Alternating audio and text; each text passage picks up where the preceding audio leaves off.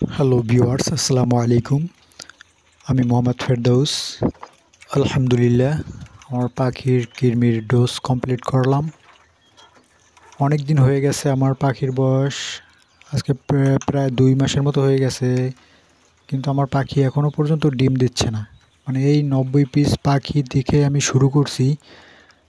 এই পাখি আনার পরে আমার অনেক ঝামেলার সম্মুখীন হতে হয়েছে। আমার অনেক পাখি মারাও গেছে। আমি এতদিন তো ভিডিও বানাই নাই, এখন হতে ইনশাল্লাহ ভিডিও বানাবো। আমি কি কি সমস্যার সম্মুখীন হয়েছি আপনাদের সবাইকে জানাবো। প্রথমবার পাখি আনার পরে মানে ঠিকমতো মেডিসিন দিতে পারি নাই আর কি। প্রথমবার তো বুঝতে পারি নাই কোন সময় কোন মেডিসিন দিতে হবে, এই আর কি।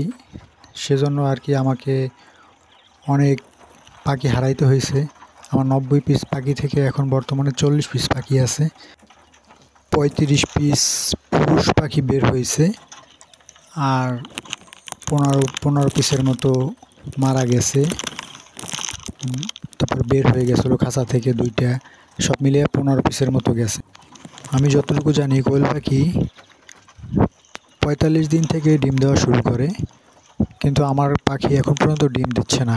তার কারণ হিসাবে আমি যতটুকু করতে পারছি যে আমার পাখিকে প্রথমত বাজারের খোলা ফিড, ওটা মেয়াদ থাকে না, ওটা একটা কারণ হতে পারে। ঠিকমতো মেডিসিন দিতে পারি নাই, সেটাও একটা কারণ হতে পারে।